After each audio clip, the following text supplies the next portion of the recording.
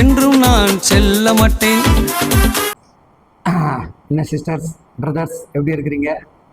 தங்கைகளே, தம்பிமார்களே, தாய் தகப்பன்களே, பேரப்பேத்திகளே, நீங்கள் எல்லாரும் மிகுந்த சந்தோஷம் நிறைவுள்ளவர்களாக இருக்க வேண்டும் என்று சொல்லி நம்முடைய தேவன் விரும்புகிறார்.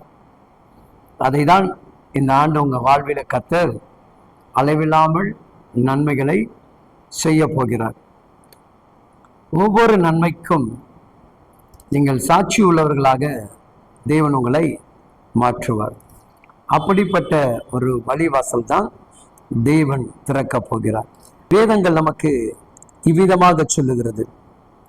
எரேமியா 51ஆம் அதிகாரம் 46வது வசனங்கள் சொல்லுகிறது, உங்கள் இருதயம் துவளாமல் தேசத்தில் கேட்கப்படக்கூடிய செய்திகளுக்கு நீங்கள் பயப்படாமலும் இருங்கள். ஒரு வருஷத்துல ஒரு செய்தியை கேட்டால் பின்பு மறு வருஷத்துல வேற செய்தியை தான் நீங்க என்ன பண்ணுவீங்களா கேட்பீர்கள். தேசம் கொடுமைக்குள் உண்டாகி இருக்கிறத பத்தி கவலைப்படாதீங்க. ஆளுகிற மீது ஆளுகிறாங்க. இந்த வருஷத்துல ஒருவேளை 2024 வருஷத்துல நிறைய துர்ச்செய்தியை கேட்டிருக்கலாம், நிறைய அவமானத்தை சந்திச்சிருக்கலாம், எதிர்பார்த்தது எல்லாமே நடக்காம கடந்த ஆண்டு உங்களை பாதிக்கப்பட்டிருக்கலாம். அது ஒரு செய்தி, அவ்வளவுதான், அது முடியுது. அதை கடந்து நம்ம என்ன பண்ண போறாங்க, அடுத்த வருஷத்துக்குள்ள கால் எடுத்து வைக்கிறோம். அப்ப இந்த வருஷம் உங்க செய்தி அப்படின்னா மறு மகிமை கொடுக்கக்கூடிய மனமகிழ்ச்சியான ஒரு செய்தி. வராமின்னு சொல்லுங்களேன். இல்லையா இல்லையா?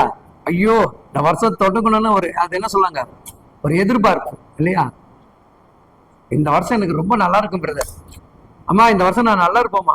நம்ம காலையில ஏன் பண்ணணும், தாய் தகப்பனை பார்த்து ஊழியக்காரருக்கு நம்ம ஜெபிக்கிறது செகண்டரி.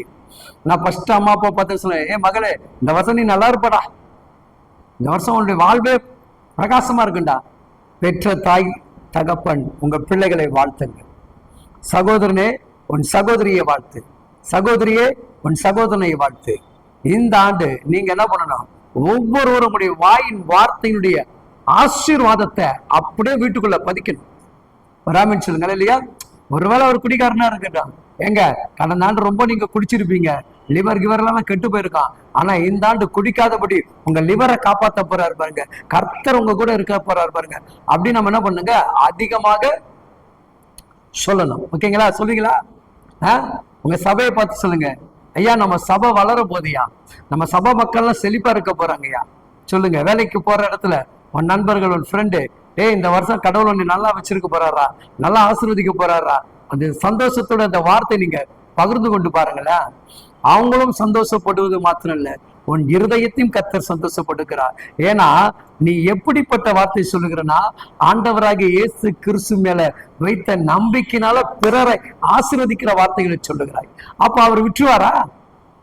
ஏசப்பா விட்டுருவாரா? நிச்சயமா விட மாட்டேன். ஐயோ, என் பிள்ளை என் மேல எவ்வளவு நம்பிக்கை வச்சு கடந்த வருஷம் கஷ்டப்பட்டாலும் இந்த வருஷத்துல ஏசப்பா என்னை காப்பாற்றுவார், என்னை மீண்டும் நல்ல உயர்ந்த இடத்துல வைப்பார் சொல்லிட்டு அந்த இருதயத்துக்குள்ள இருக்க அந்த சந்தோஷத்தை அங்க சொல்லுகிற அந்த வார்த்தையை இயேசு சாமி அங்கீகரிக்கிறார். ஆமென். கவலையே படாதீங்க. ஒரு வருஷத்துல கேட்ட செய்தி இந்த வருஷம் ரொம்ப பயங்கரமான செய்தி தான் இல்லையா? வருஷம் முடிவுல நம்ம பார்த்தோம், ஒரு விமானம் தரையில ஏறும்போது செவத்துல இடித்து 170-80 பேர் கிட்ட மறித்திருக்கிறாங்க. அப்ப பிரயாணங்களே நமக்கு பயமா இருக்குது. இப்போ எதுல போகிறதுனே தெரியல. நடந்து போனாலும் விபத்து வருது, சைக்கிள்ல போனாலும், டூ வீலர்ல போனாலும், கார்ல போனாலும், பஸ்ல போனாலும், ட்ரெயின்ல போனாலும், விமானத்துல, எல்லா இடத்துலயும் நமக்கு என்ன வருது, ஆபத்துகள் வந்திருக்கு இல்லையா? ஒருவேளை கடந்த ஆண்டு அந்த மாதிரி நிறைய சம்பவிச்சாலும் இந்த ஆண்டு நடக்க கூட நம்ம நினைக்கிறோம். ஆனா இந்த ஆண்டு அதிகமா நடக்கும். அநேக உலகம் முழுதும் மிகப்பெரிய பேரழிவு ஏற்படும்.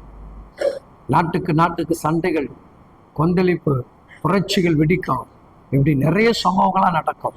அதனால ஆண்டு சொல்லுகிறார், அங்க என்ன சொல்லுகிறாருன்னு, தேசத்தில் கேட்கப்படுகிற செய்திகளுக்கு நீங்கள் பயப்படாமல் இருங்கள். அவ்வளவுதான். நமக்கு அந்த செய்தி முக்கியம் இல்லை, நமக்கு ஏசப்பா செய்தி தான் முக்கியமே.